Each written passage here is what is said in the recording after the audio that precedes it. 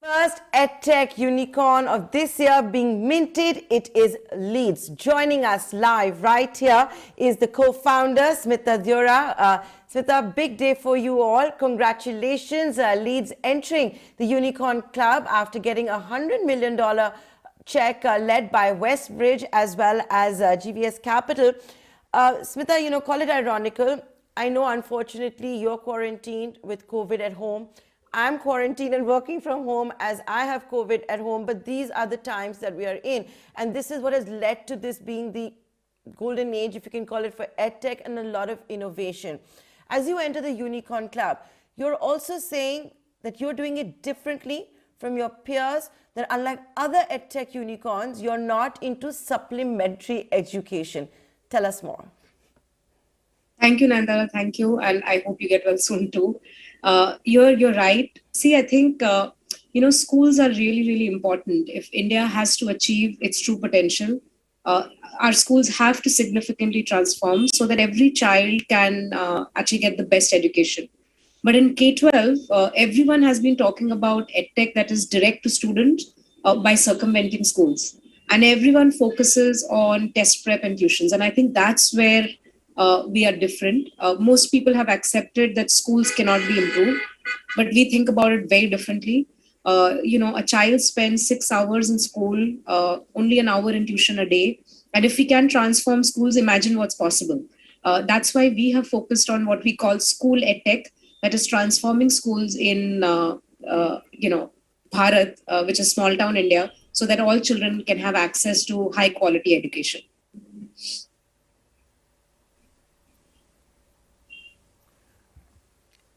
Okay, and Smita, as you do this, how are you going to do this? I'm reading your press release where you're talking about affordable education. You're targeting 25 million plus students. First of all, what is affordable? Because if there's one thing we've learned in EdTech is that no business model, in India at least, seems to have cracked affordable. See, for us, affordable is when we are able to provide very high value to our parents in the school fees that they are anyways paying at school. So what we simply do is make the spending at school more efficient by providing them an integrated solution, which basically significantly improves learning outcomes at school. So most of the players in the past who were providing school solutions, they were Me Too players and also disaggregated solutions where either they were providing books, so they were traditional publishers or ERP players or smart class providers. All of these have not really transformed and changed the way schools run. What we do with our integrated system is that we change the way schools run. We make them a lot better in delivering high student outcomes. We in fact guarantee student learning outcomes to improve by 20 to 25%. And we do all of that within the school fee that the school charges to the parent, and within the 15 to 20% of the school fee that the school actually spends on a lot of these disaggregated solutions. Instead, we work with them. And that's why we call it affordable, because we work with all these schools who are in the 20 to 25,000 fee segment, and there are 500,000 of such schools across the country, and we are not charging the parent anything extra. Within that school fees, they're able to get such tremendous value from LEAD.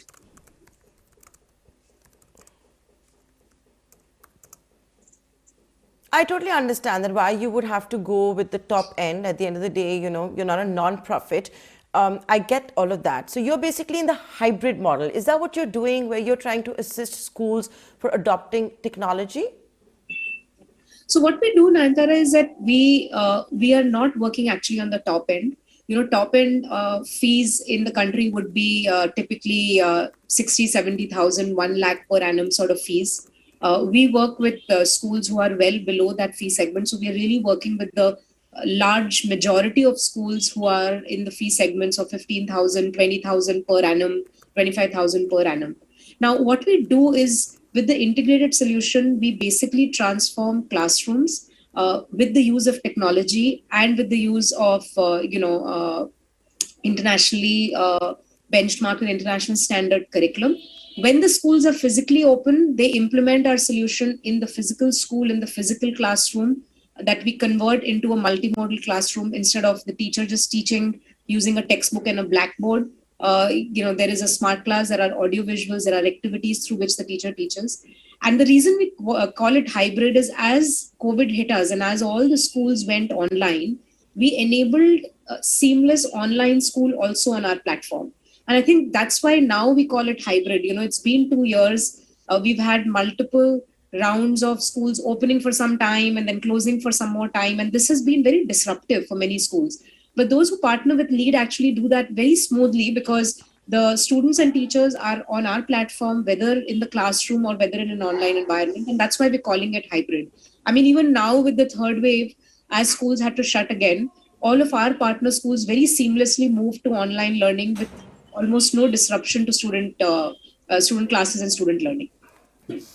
So Smita, my next question to you is, give us an anecdote. You say you're replacing the chalkboard, the whiteboard, the blackboard. I get all of that. Can you give us an anecdote or two, how you have transformed and how it has benefited? I think the real benefit is visible in the change in the students. LEAD students are confident children who are able to communicate fluently in English, who master the skills of literacy, numeracy, and sciences, and they are really ready for life.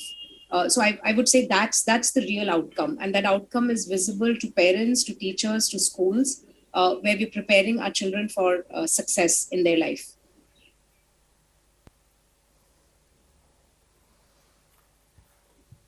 Okay, I was hoping for some more anecdotes. But Smita, before we wind down this interview as well, we're talking at a time when there are murmurs from the government that it wants to regulate Edtech.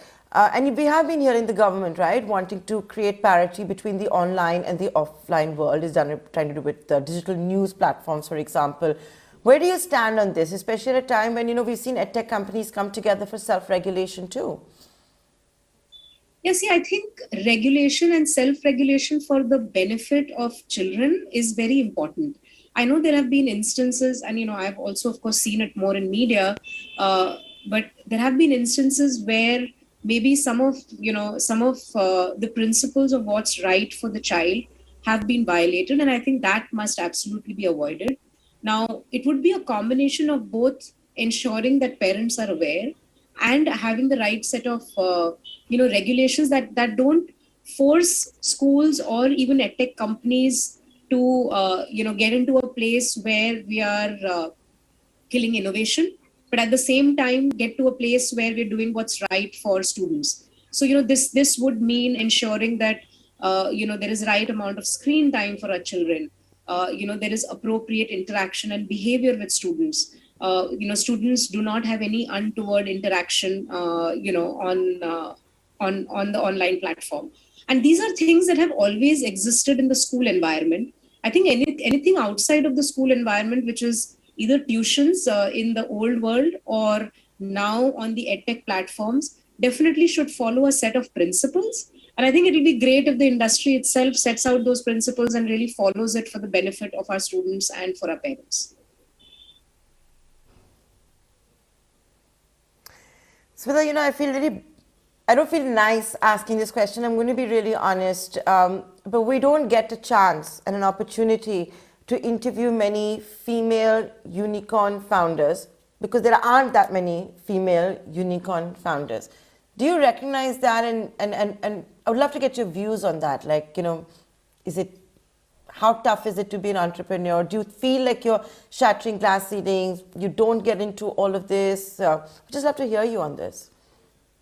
Well, thanks for asking that, Nayantara. I think, I have been very privileged to have a family that has never differentiated between men and women, whether it was my parents or even, after the partner that I had, who's also now my co-founder. That being said, I have seen, that's not necessarily true for all women. In our organization itself, I see that very often women and their careers and their aspiration to do good in society is not as supported by family members, by their spouses or by their families. And I think that is what makes it tough. for women to actually really invest a lot of time and energy in doing good outside of their families. That being said, I think it's changing fast. I think in the last 15 years, the amount of change I have seen in India, and just the number of women who are actually continuing with their careers, through all the life changes that they go through, whether it is marriage, whether it is childbirth, I think is very, very heartening. And I'm actually really looking forward to many more women in the in the leadership positions, both at LEAD and in other organizations.